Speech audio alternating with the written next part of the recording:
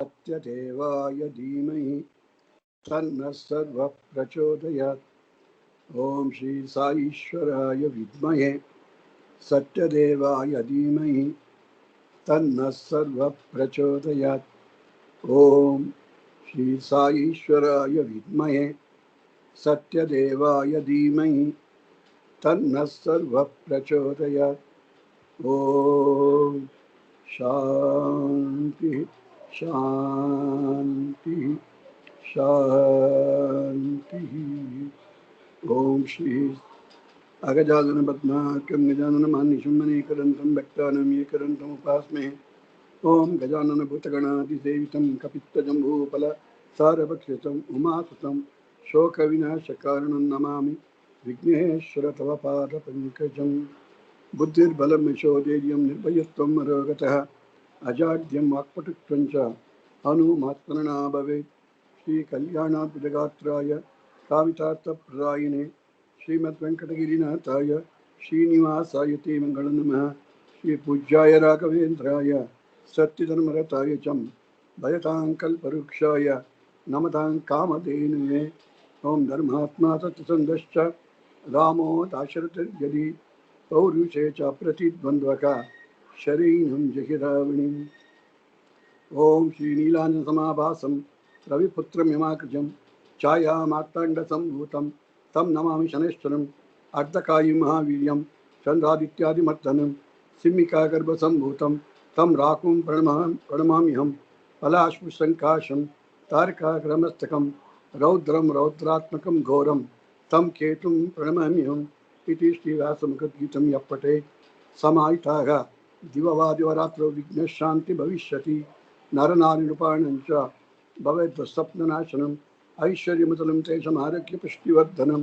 ग्रहनक्षत्रजः पीडातस्कराग्निसमुद्भवाः तां सर्वाः प्रशमनं यान्ति व्यासब्रूते न संशयः। सूर्यपुत्रो दीर्घदेहो विशालाक्ष शिवप्रियः दीर्घशप्रसन्नात्मा पीडामर्तिमे शनिः महाशिष्यो महवक्त्रो दीर्घंष्टो महाबलः अतुनष्टोदकेश्च पीडामर्तिमे शिखिः। अनेक रूपवर्णश्च शतशोतसहस्रश उत्पातरुद्रक्तं पीडामर्तमे तमः। श्री शैलसाई सत्साई नवग्रह स्तोत्रं संपूर्णम्। ओम शालिग्रामवारिशिले पापहारिशेवनाथ अजन्मक्तपापानं प्रायश्चित्तं दिने दिने अकालमृत्युहरणम् अकालमृत्युहरणम् अकालमृत्युहरणं सर्वव्याधिनिवारणं सर्वव्याधिनिवारणं सर्वव्याधिनिवारणं। श्री शिरडीश्वर साईश्वर भक्तीश्वर पादोदकं पावनं शिवम्।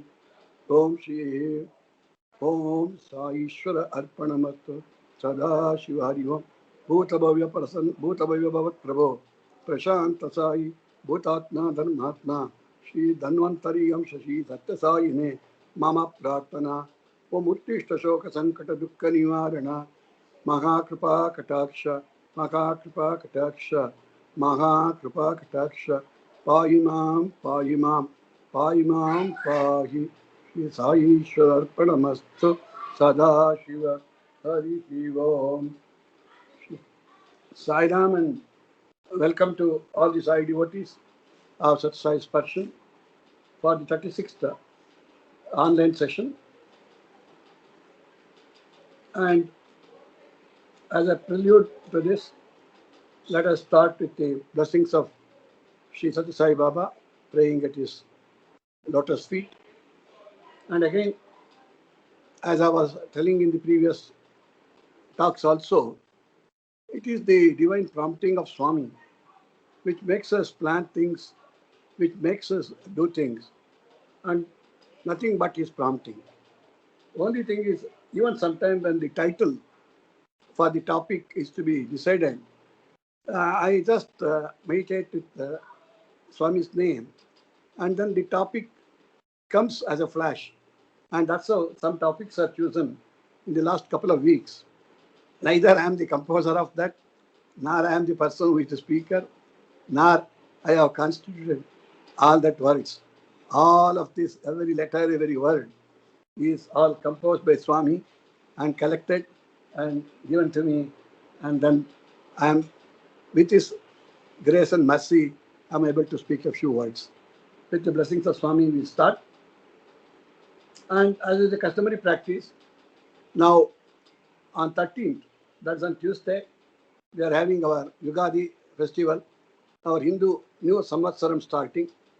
The new Hindu Samvatsaram starting from 13th, that is Yugadi day, is actually called Plavanama Samvatsara. Shri Plavanama Samvatsara. Shri Plavanama Samvatsara, let it bring forth all the prosperity, pleasure, health, and welfare to the entire mankind. With this prayer to Swami, let us start little bit of prayers. Prayers by a small poem to dedicated to Swami in the book called Sai Darshan. Swami says, you have no right to judge others' actions. Most often we do that. We always judge somebody without even seeing them, without even listening to them, without even seeing their action. You have no right to judge others' actions, for you do not know their circumstances. Under what circumstances somebody would have done something, somebody would have said something, we don't know. Don't judge. You are unaware of their past. Many a time, why some people are talking or behaving in a particular way. Swami says, you are unaware of their past, or the present, or the future. Only Swami knows. Swami knows the entire behavioral pattern of each person who sometimes may look different, indifferent, eccentric, all sorts of whatever qualifications they give. You are unaware of their past, future, or present. How can you enlist their strengths and weaknesses? Because when we are asked to list their strengths and weaknesses, we hardly tell their strengths. We always list number of weaknesses of others. But when it comes to us, we only enlist so-called strengths and never say we are having any weakness at all. We don't. We undermine the weaknesses, but strengthen our strengths and depict it. Therefore, Swami said, depict character by showing no judgment. Let you not judge, so that you be judged later. And therefore, Bible says that similarly, don't judge anybody. Depict a character by depict a character by showing no judgment. Be a rock and stand by all. Become an image of virtue and strength, and give others strength thereby. Add strength to others, not weaken them. There is no stronger influence than being a good example. If at all you want somebody to imbibe some of your good qualities, then go by your own good example. Act good. Act good. Do good. I do not judge you at any time, because whenever you have come to me and you have been a devotee for such a long time, have I ever judged you? Have I ever teased you or condemned you? I am not judged you. I am accepting you, all of you, as you are. So I live my life by example and not by mere words. I stand beside you at all times. I have never discarded any of you, whether you deserved or not. I have come. I have stood by you. I have saved you. I have rescued you. I bestow on you faith and devotion to be able to face your karmas. Use my strength that you are unaware of. Because Swami says, use my strength. You may think it's something of a particular variety or quantity. Swami says, my strengths are infinite, that you are unaware of. It lays, and that too, I have not kept that strength with me. My infinite strength is kept within you. It lays within you only, waiting for it to be found. Only thing we are all going on searching for that. Swami has given that infinite kind of strength in us. Find it, use it, and enrich your life. Be aware of what I say. And Swami says, do not get attached to comforts and luxuries. See, we are all having talks in the last couple of weeks. Same thing, stealing on desires and so many things. Swami says, same thing. Do not be attached to comforts and luxuries. Because we many a time emphasize a lot of importance to this. They will only disorient you away from me. All these distractions will take you away from me. Be simplistic in your way of living. You come empty-handed to this earth. Did you come rich? Were you born rich? Were you born as a scholar? When you were brought to this earth by me? No. Therefore, be simplistic in your way of living. You come empty-handed and take nothing back with you. When you go away from this earth, you are not able to take anything with you, even if you wish. Lesser the attachments, for lesser are your worries. You have less attachments.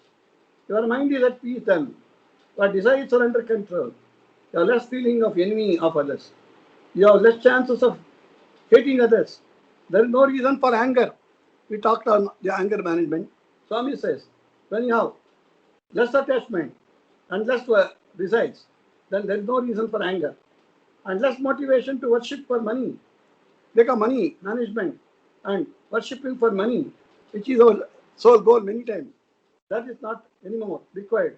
Less motivation for worship of money. Most of all, there will be a feeling of contentment.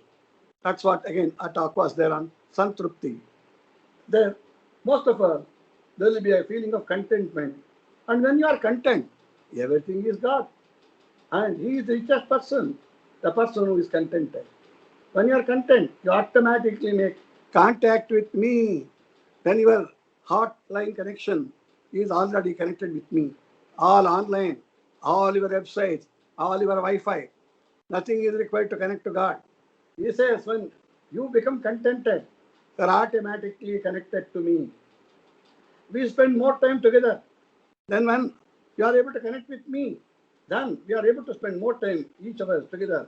Then you come closer and closer to me, and your life ends with more meaning and has been fully meaningful. And do not be deluded by short-term gains, for they give you only momentary pleasure.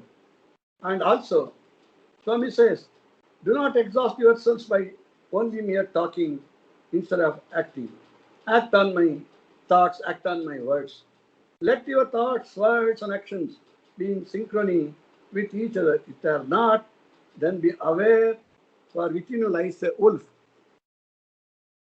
When anger comes, let it go, let it go, let it go before it erupts. It is like a hot lava of the earthquake that leaves everything there. Therefore, when anger comes, allow anger to get out of you before it overcomes you.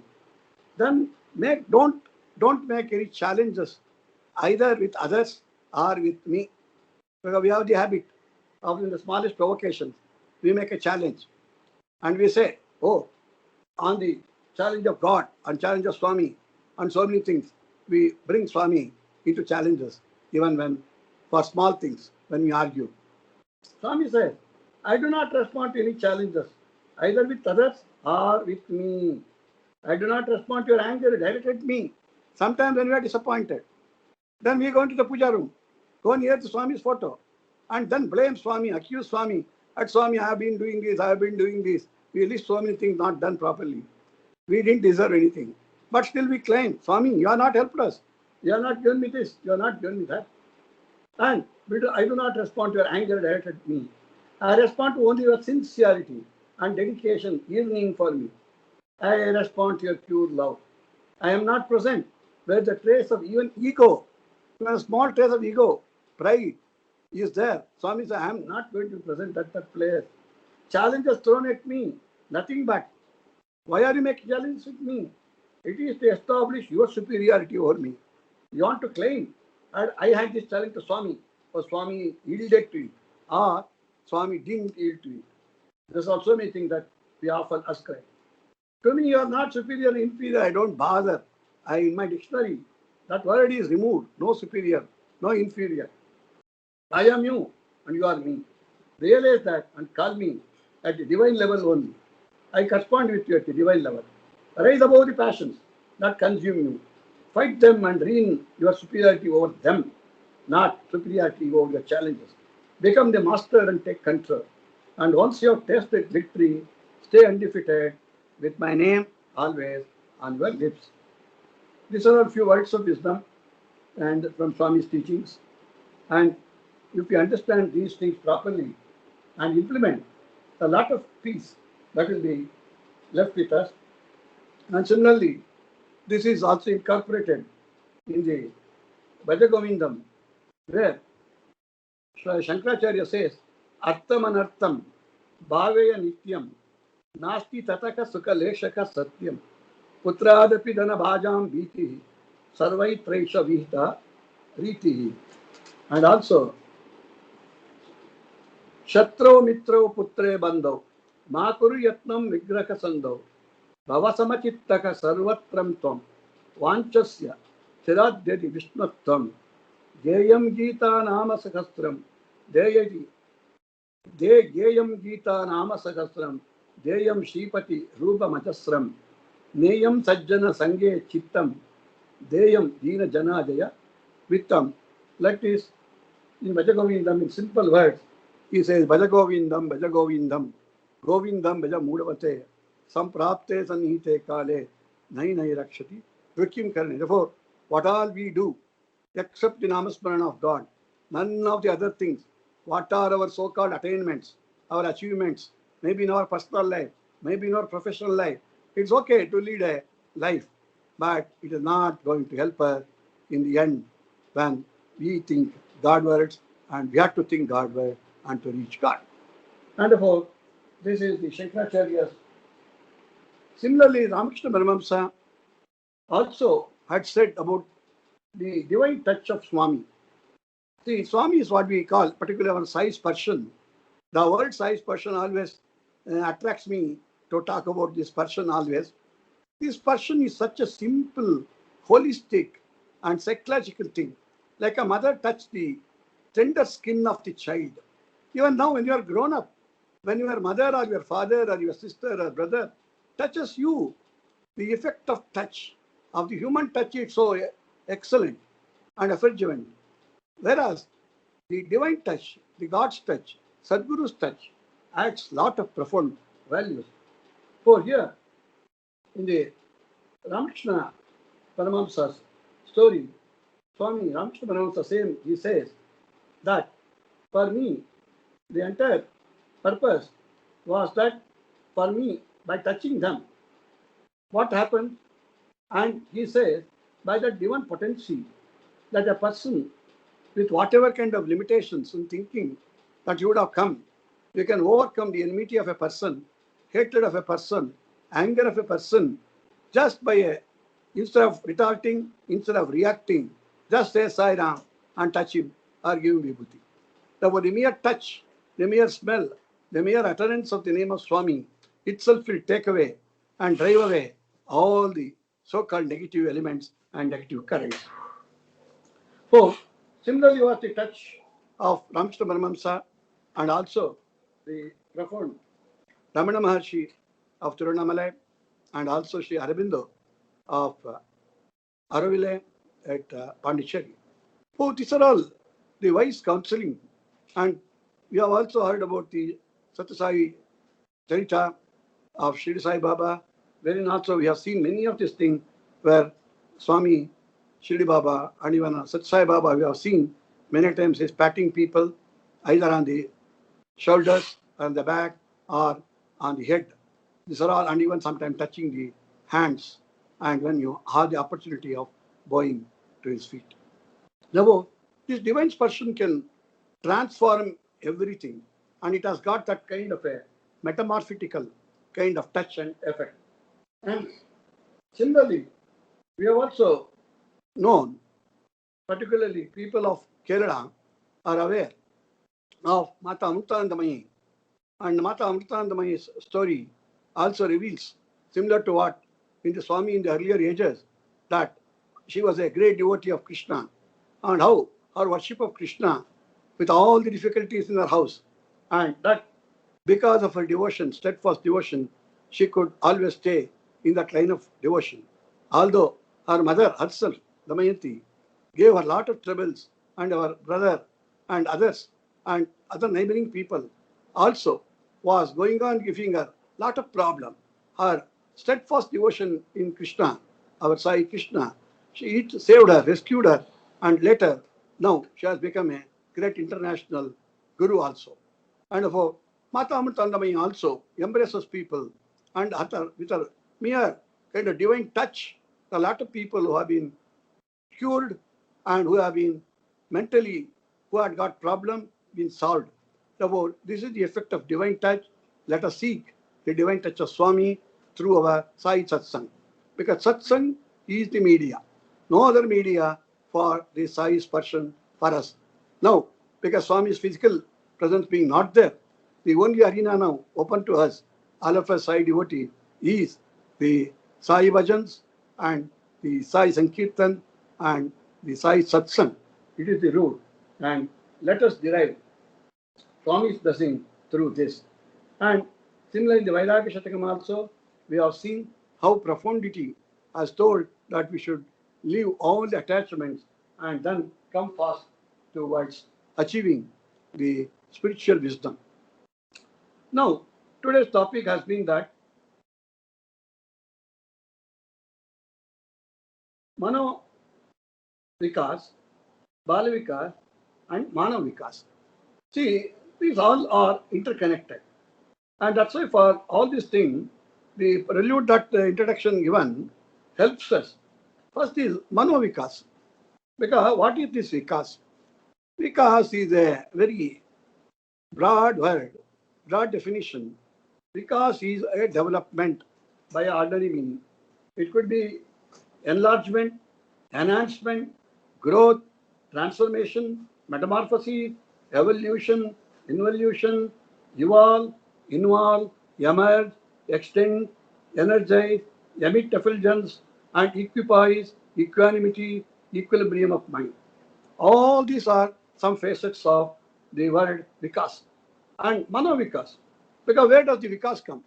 Yes, for the body also. Like yesterday, the other day we were talking about the Anna Brahma. And through the Anna, the body gets the sustenance, body grows. And is Deha Vikas. But only if the body grows, is it enough? With age, body grows. Because many times we have seen, with or without anybody's this thing, it's a natural cycle. As we age, and with our ages, the body grows. But does the mind grow? Proportionately. And fourth, this Mano Vikas is a kind of a thing which has to happen along with our body development. For this Mano Vikas, see, first we should think in the mind. Because mind is the root for the Vikas. Because many times we think that we want to develop, we want to improve, we can have that development. That's why the Vikas, the main root is in the mind. And the mind is the cause for the Vikas. Or in case it doesn't happen, Vikalpa, Virupa, and all sorts of the negative attributes also happens on the mind. So instead of that, if you have the Mano Vikas, it can see that the mind does not do any other negative things, but it is concentrated on the proper development of us psychologically.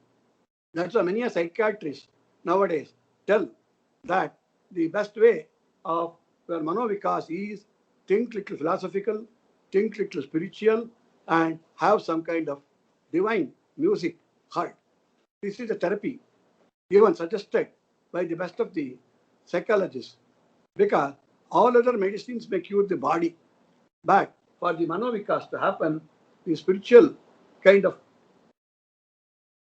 teachings and reading, that alone helps people.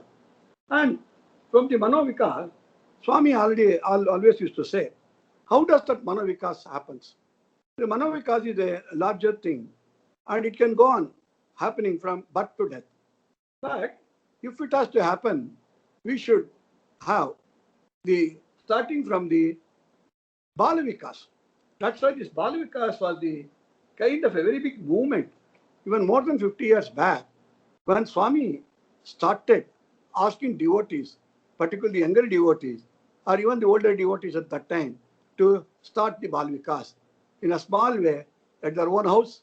If there are some children, the Balavikas at their own house, bringing some people in the neighboring houses, and then making it a big movement.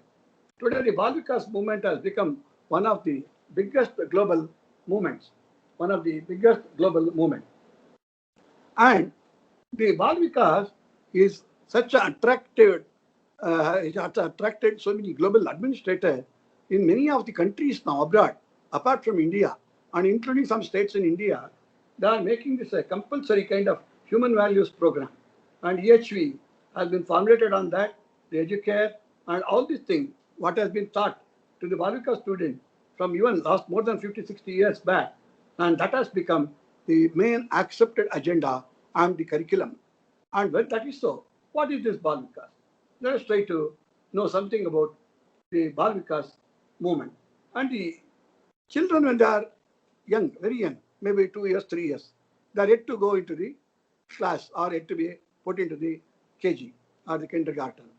Even by that time, when they are able to little walk and sit somewhere, and if they are able to be tutored, if their mind is slightly diverted, apart from whatever little bit of the arithmetic or little bit of letter, alphabets, all these things that are being taught to them, maybe in the school or in the house, in the mother, because mother is the first teacher always. That's why Master Deva Baba. She is the God, she is the teacher, she is the Guru. And if they can start this Balvikas kind of teaching from the young age itself, Swami said that is the best way of doing it. Because Swami always used to say, Vikas is from mind. And hence, this is a very important thing to evolve. Many a time, this Buddhi Vikas has to emerge from mind. It has to evolve. And it could be genetic, it could be biological, it could be hereditary, it could be by environment, it could be tutoring, it could be by training, it could be practice, learn, unlearn, relearn processes. And therefore, the Bal Vikas is something where, at the young age, when a child is asked to learn something, they learn very, very fast. And also, if they learn little wrongly, they can be corrected. They are correctable and they will get corrected. Unlike the people who are grown up, first of all, if that asked to correct, they don't correct themselves. They may argue that they're all right, and therefore it becomes unbendable, unmendable. And Swami emphasized, as small children from the age of 3 or above, if they are involved in the Balvikas programs or activity, it's easy to mend or bend their mind as because when younger, then attempting it when they are little grown up, and that too out and they become teens, it becomes very, very difficult. And Swami has taken the responsibility. People who could not be mended when they were in the Balvikas type, and in case when they go to Swami's institution, when they're little grown up, there Swami has given the second training to give them molding, and he has molded them, the architects of tomorrow's development. And therefore, when they become teens, it's difficult. And therefore, because by the time that they are little growing up, they'll be visiting schools, they'll be meeting friends, and they'll be going to the various things of society and have got exposure. When you get exposed to the world, you get exposed to the both the good things and the bad things. And many a time our exposure to bad things is more attractive than the good things. And therefore, before they are exposed to any of the bad kind of feelings and bad kind of knowledge. And therefore, Swami has said how to involve small children to Balvikas. Has it been possible to make every small child a Balvika student? Yes, although it is the intention. We all know that many a time Swami used to say, first start from your house. That means if they are Sai devotees. And if the Sai devotees take interest to put their children or grandchildren or their relatives into Balvikas, so that you kind of extend. Don't wait for somebody to come and put somebody to Balvikas. So Balvikas can become a movement if the devotees often take interest to send their children first and their grandchildren or their children of their relations or in the neighborhood. Because unless people know what is the value of Balvikas, they may say already our children already suffocated going to school or something and they don't have that much extra time to come for them. That's why Balvikas are generally done on Saturdays when the children do not have the school, and afternoons or evening when it is more easier and handled by all. Again, lot of appreciation has to be given to the Balvikas teachers. The Balvikas teachers are mostly women and the younger ladies and who are either teachers themselves or working somewhere or themselves the housewives and mothers of few children. And therefore, such people are the model kind of the gurus for the Balvikas. And Balvikas gurus are revered by Swami on many, many occasions. He has felicitated them on the Ishwaramba Day, the day of remembrance of the Sat Sai Baba's mother Ishwaramba on May 6th. Therefore, long-time Sai devotees, children, grandchildren, also sometimes may not join Bhalikas. Because sometimes, although they are themselves devotees, sometimes they do not take enough interest in that.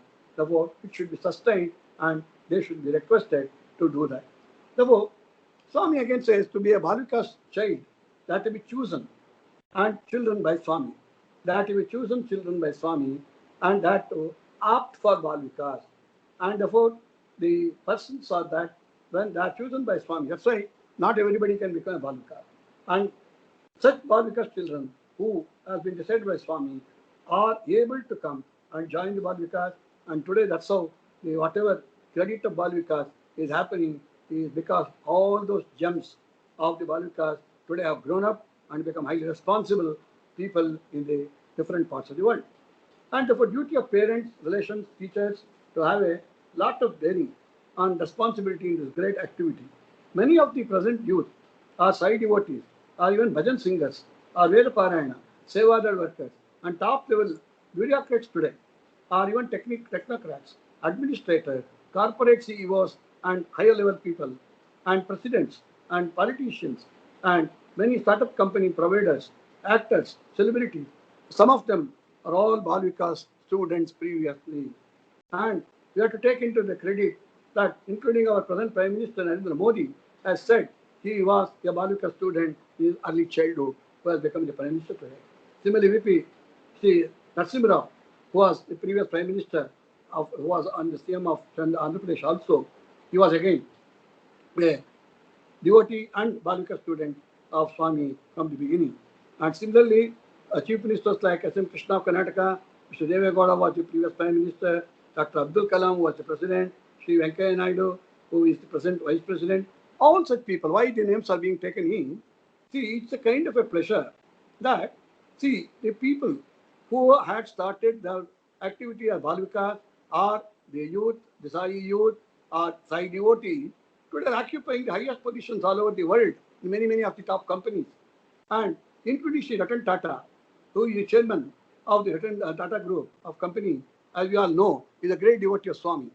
And therefore, the devotees and other things are drawn in by the Vikas movement. That's one is the Bal Vikas, and second is the Youth Vikas. See, when they become little higher youth, that's what the Sai youth today are doing. We have seen how many Sai youth today, both whether they are in Prashanti Nilayam, whether they are in Radio Sai, whether they are in different places and different Sai centers, they are all over the world.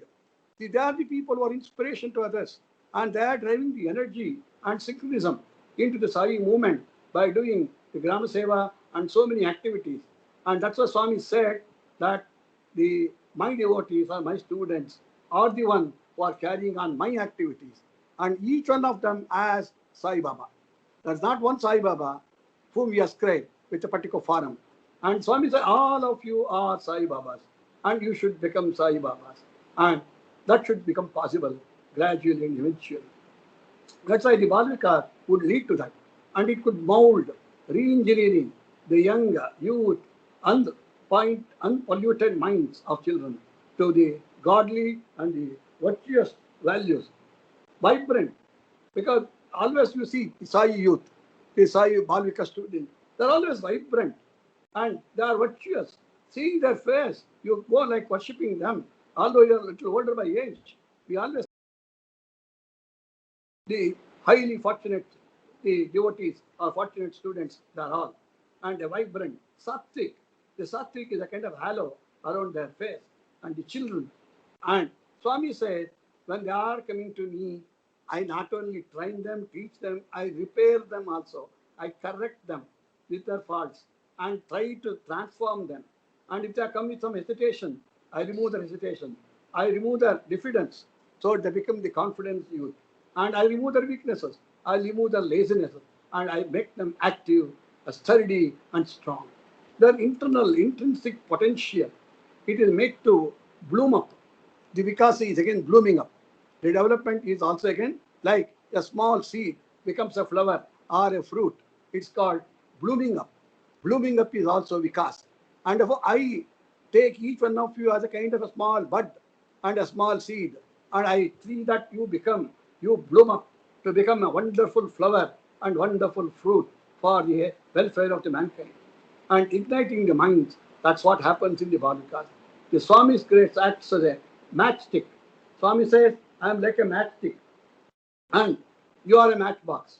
And therefore, only thing you are there, I am there, and the matchstick only ignites. That means when it is lit on the matchbox, the matchstick, and then the light of joy, light of happiness, enlightenment, and knowledge that blooms, and that glows, and that glows.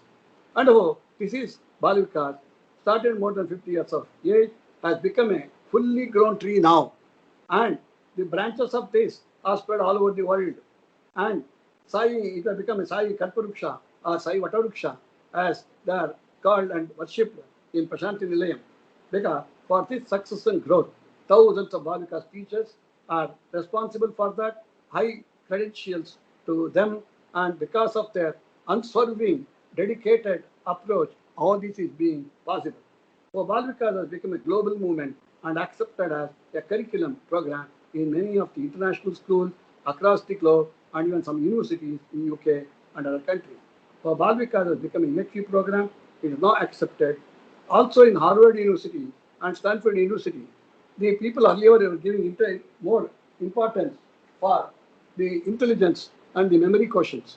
And for now, they are added a new word called emotional intelligence, called EI or EQ, emotional quotient. And another quotient is added, spiritual quotient, SQ. And now it has been found more relevant and over encompasses the earlier dogmatic stigma that they wanted only the IIT students or somebody who is always first rank, gold medal and all that.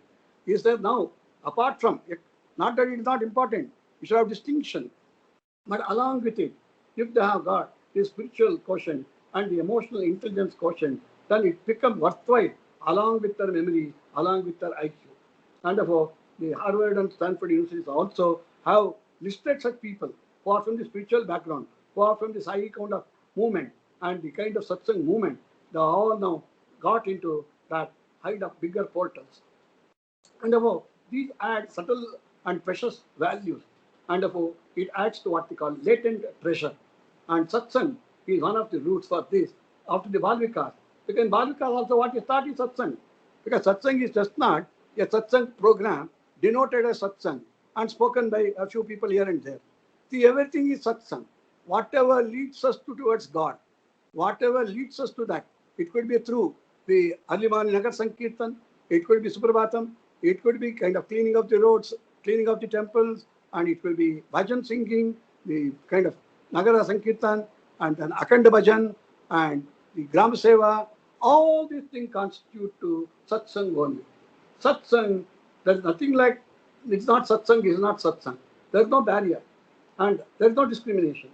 And therefore, here, the moral stories are taught in Bal Vikas, as we know, from Puranas, the great people's life history, and Nagar Sankirtan, they are taught. The children we have seen, small children, waking up early morning, doing the Nagar Sankirtan, Suprabhatam, and even participating in the Akhand Bhajans late in the midnight, and then reciting slokas wonderfully well, and doing the bhajans. Sometimes the Bal Vikas sing children's bhajans, or even equivalent to any of the other leading the elderly singers. And Vedaparayana, particularly the dramas and the dances program, which they enact many a times, are way openers to many of the elderly people. And their elocution, their kind of debates in which they participate, to bring forth the inner talents in all children equally. In Bal Vikas, while selection, no discrimination on caste or creed or religion or region or demography, or a boy or a girl or any age, I think is not a restriction. And language again is not a barrier, because many a time we start in different languages, all languages in different parts of the country. And so that finally they have excelled in all parameters. And by the time that they become teenagers, they would have almost excelled by being Sai Bal Vikas, and then they promote themselves to Sai youth. From Sai youth, they become the Sai devotees for a different types of spiritual kind of the development and distribution of spiritual matter. Many of Bal Vikas children have become scientists, research scholars, singers, even the wonderful singer, Carnatic music singer like Sudha Raghunathan, as all of you know, was blessed when she was a small child by Swami, and she is such a great singer today. Sudha Raghunathan, M.S. Subbalakshmi was a great singer, and she was a devotee of Swami. Kavita Krishnamurti or Kavita Subramaniam now, she is a wonderful Swami's devotee and Balvika's child previously, and Srimati Sushila, the Andhra Pradesh, the playback singer and sing in some different languages. They're all, when they come to Swami, they used to say that all their growth today, all their potentiality, all their wisdom is because of the Krupa or the grace of Swami. And therefore, the Balvikas leads people to the Divya Pata, the divine Pata and divine path to realize God eventually. Balvikas continue, another 3-4 minutes, we'll be closing this. Balvikas continued exponentially. Why we are talking a little more of Balvikas today is, see, when Balvikas is all right, that's like the foundation. Swami says it's the foundation. If the foundation like Balvika is all right, then all our Manavika, Manavika, all this can go on. Without that, and if that is not strong, then all the things will collapse. Therefore, continued exponentially becomes the Manava Vikas later on. For we are coming to the third point of the Manava Vikas. All people in the world, finally Swami say, if there are 700 crore people in the world today, everybody should undergo this Manava Vikas, because that is the purpose for which you have been born. We have not been born or brought by Swami onto this earth for nothing, just being born with a name and earning something and going away unknown, unheard, unsung. It is not for that purpose. Swami has brought for each of us to earn something by our own development. This is called our own self-development. Therefore, it's called even Manav Vikas, human development, and we can even call, because in the HRD departments of many companies, we do this program of personality development, human development, and man management, and all these things. And even some programs on personality development courses are being done, and also emphasize on personal growth and self-growth. Personal growth and self-growth are a little different. Self-growth is one is your own intelligence, your own esteem. And along with self-growth, the Atma Buddhi, the Atmic growth, that also becomes important. So to render service and to render service in the Sevadhan and all these things need for the needy and deserving and underprivileged persons in hospitals, slums, schools, villages, drinking water program, food distribution, Amrita Kalasham distribution, Grama Seva, all these things are done. If these Sai youth become converted into Manava Seva, and that's what it comes, Manava Vikas. So we do why? Not because it's because Swami has told once, but Swami has told for what? Not for the purpose of him. He doesn't want any benefit out of this. By doing that, our sins are washed and we become developed. And our other people, the underprivileged people, when they become little better, they say our hunger is over. And Swami, Sai Rama, Amrita Kalasham helped us, or something else has helped us. And therefore, that makes all feel happy. Therefore, he says, not only sweeping the roads or the temples, they sweep the dust in our hearts. And that is real, what is called your heart is the real walking temple of God. That is the Ratha Utsava. And when each person realizes that he is but a divine spark of the divinity of the God of Swami himself within him, until then, his Manavikas should go on incessantly and ceaselessly. Because how long we should go on in satsang? There is nothing, no limit. Satsang would lead to this Manav Vikas.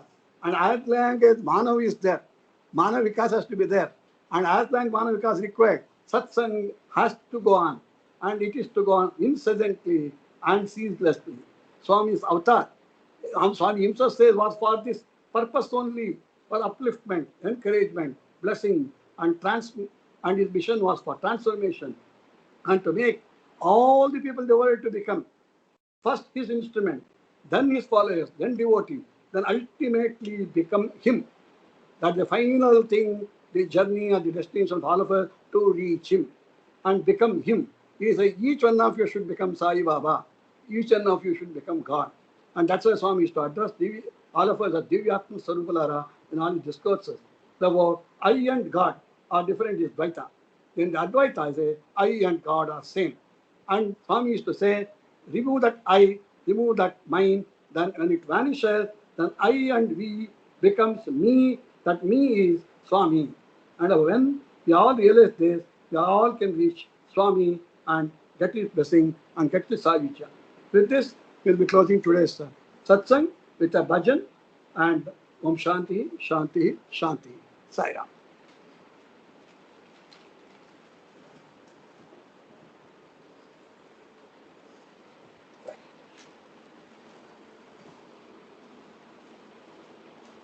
Sai Ram.